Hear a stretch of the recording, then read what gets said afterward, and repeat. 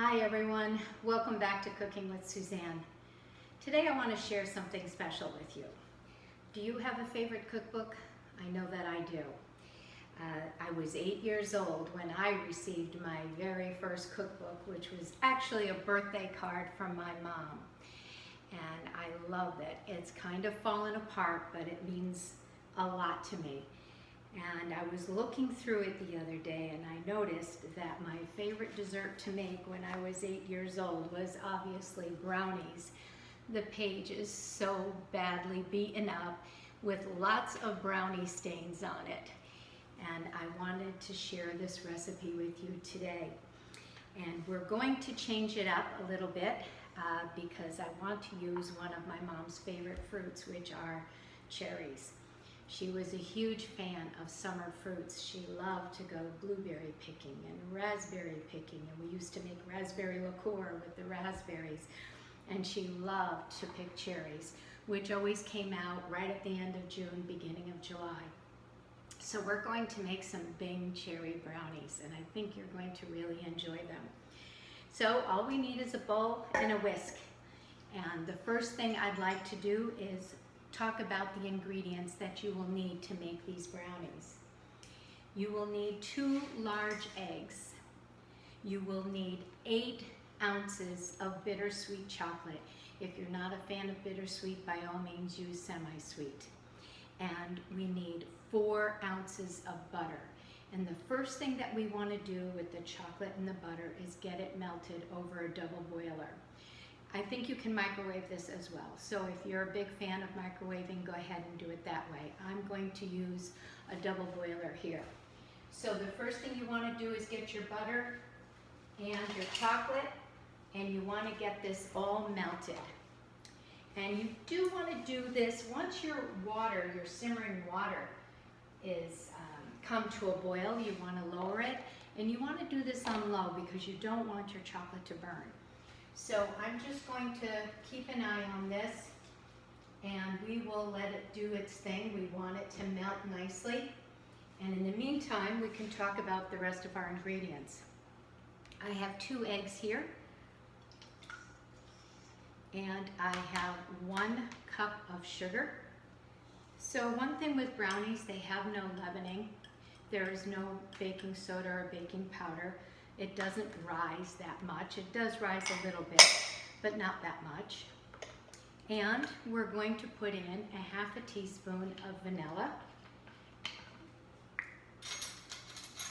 We'll get in a half teaspoon of vanilla.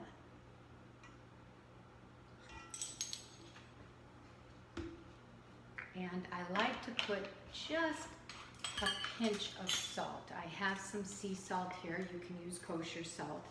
I'm just going to put a little pinch of salt, about 1/8 of a teaspoon. And we want to get this whisk just until it's incorporated.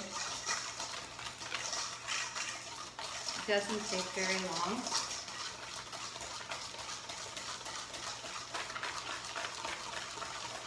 And in the meantime, I'm going to check my chocolate and butter. As soon as it's completely melted, you want to take it off the heat. So let's check that. It looks really good. It's not quite there yet.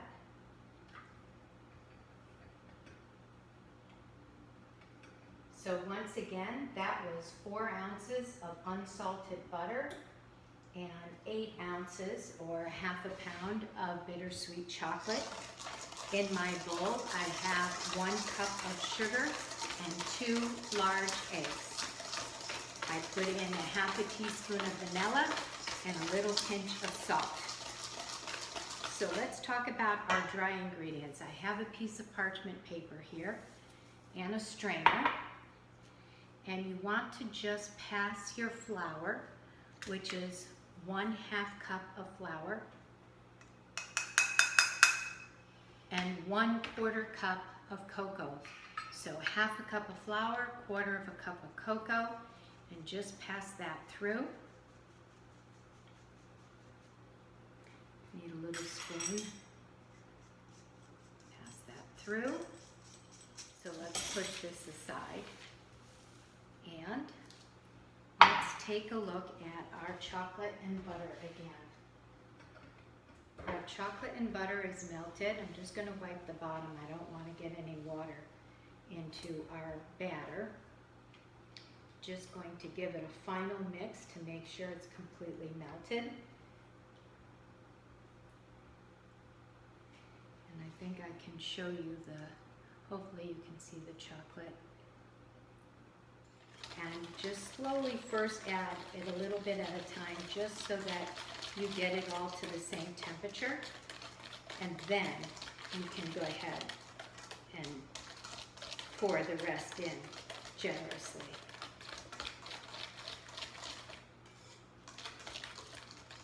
Okay, this looks nice. So now you can just go ahead and pour the rest in. Okay, this is nicely mixed. There we go. And now you want to put in your flour and cocoa.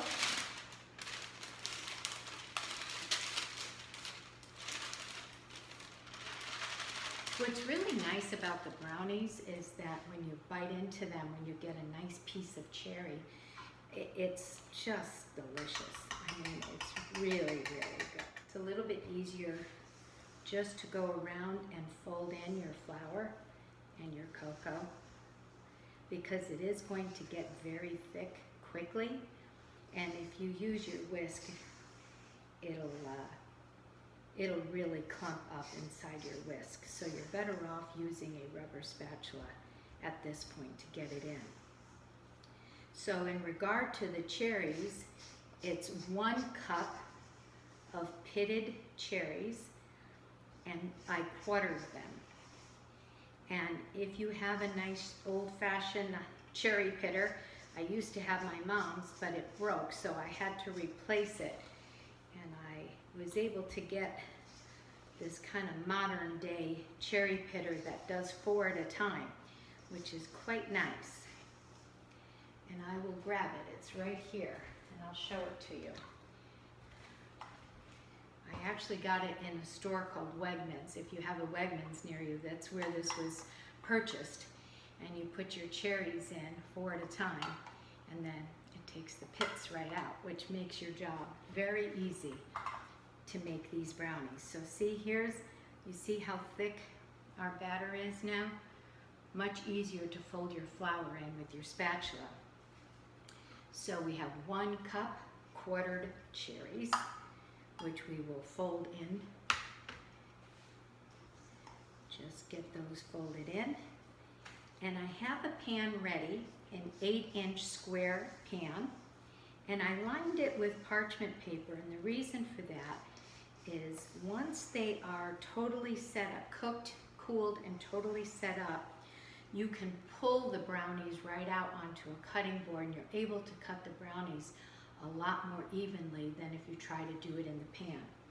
So that's what I have here. I have an 8-inch pan. I sprayed it with some Pam, and I have a piece of parchment paper in here. And I have my oven set at 350 degrees, and we're going to start looking at these brownies in about 20 minutes. It'll take anywhere from 20 to 30 minutes. And it's very difficult, right, to check the brownies, because if you put a skewer in, it's really hard. You can't tell that way because chocolate will inevitably always come out onto your skewer. So what you're looking for is the edges of your brownie to start to crack a little bit. And the center will always be just a little bit looser. And that's how you can tell when your brownies are ready. Okay. And just take your spatula and go in and smooth it all out. And I'm going to top chocolate and sea salt go really well together. And I can go ahead and show you what it looks like. And I'm going to put the Malden sea salt on the top and just sprinkle it.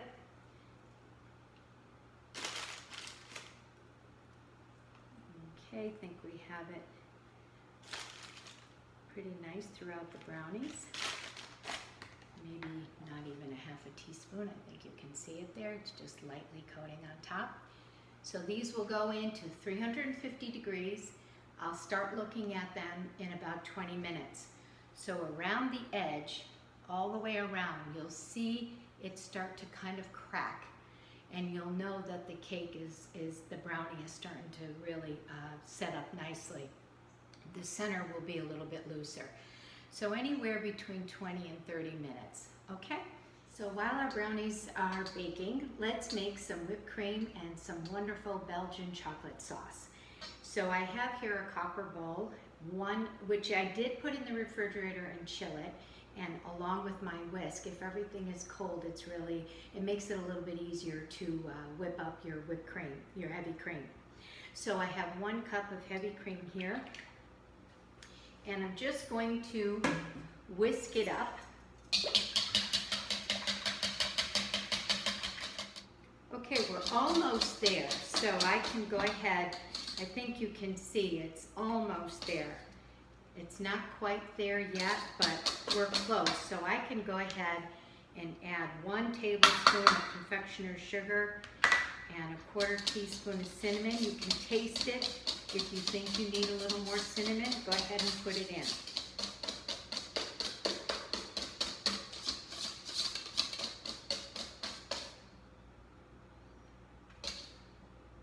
Looks pretty nice.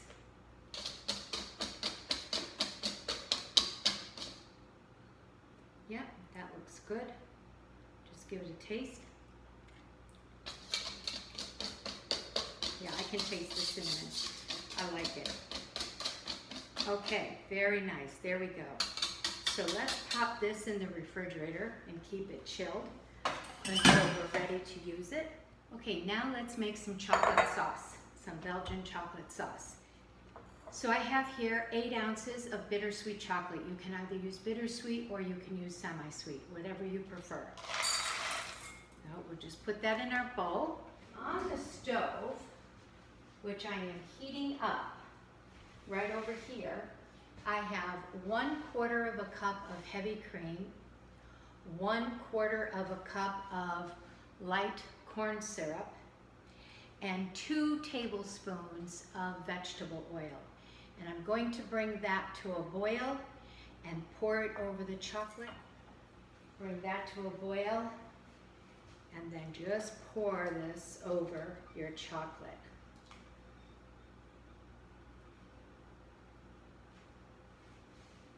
And I have one other ingredient that's going to be added here.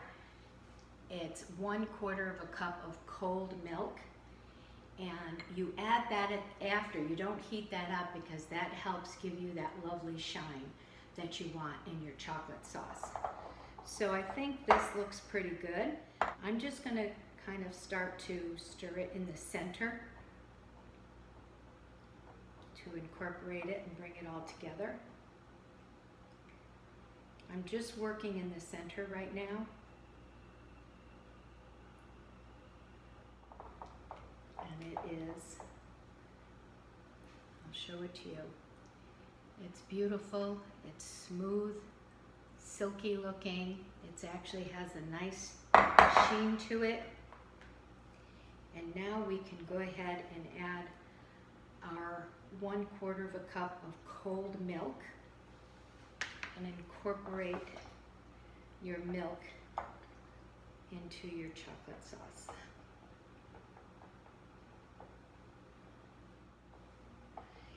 And this will set up. It will get very stiff.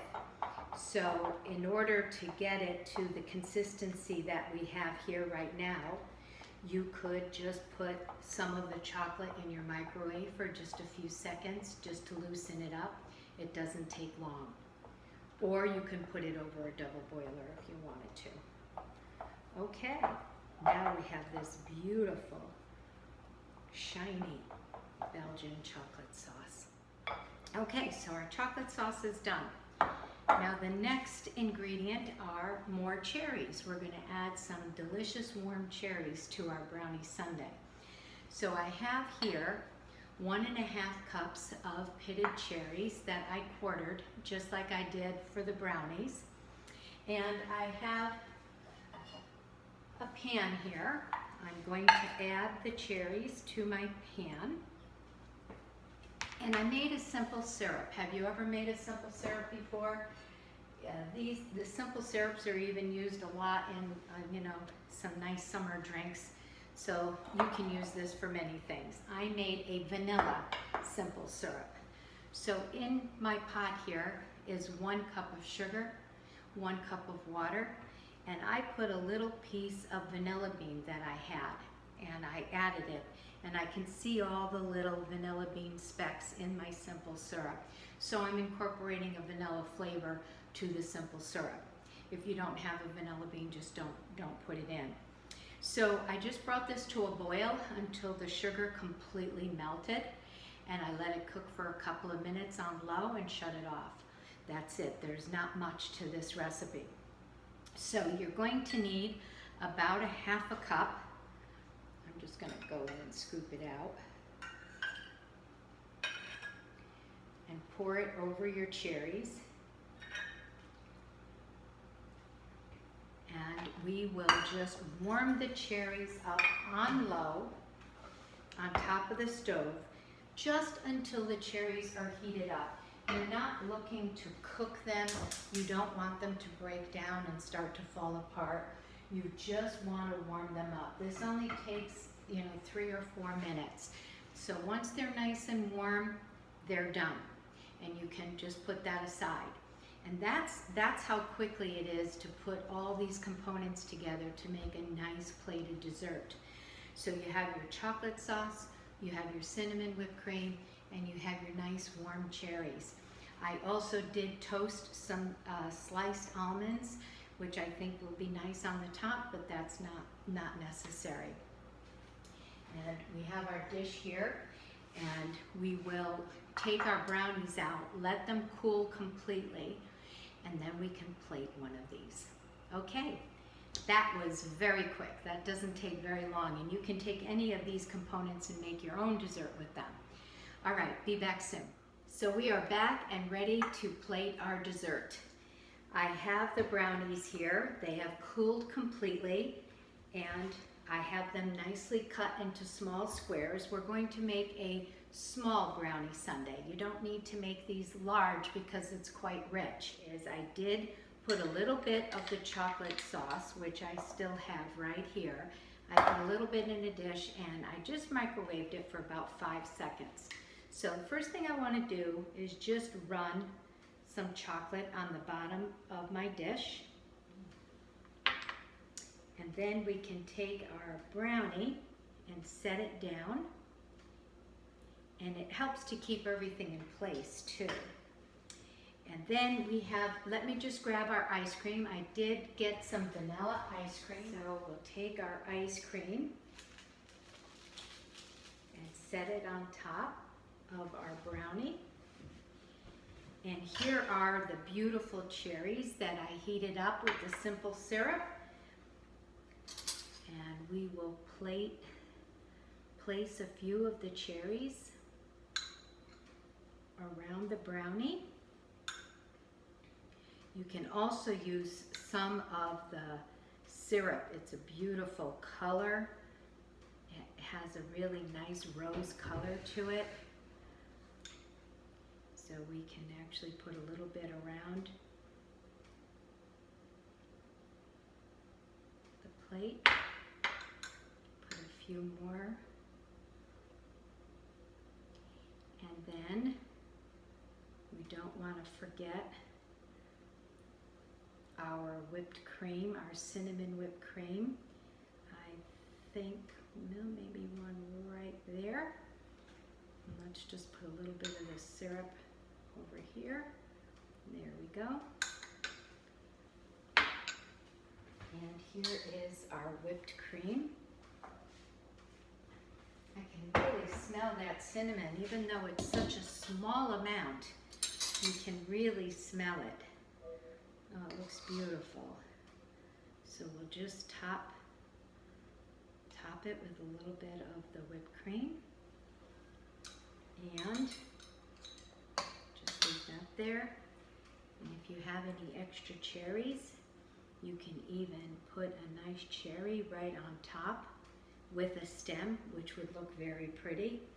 And you could add a little more chocolate sauce if you wanted, but I think this is plenty of chocolate.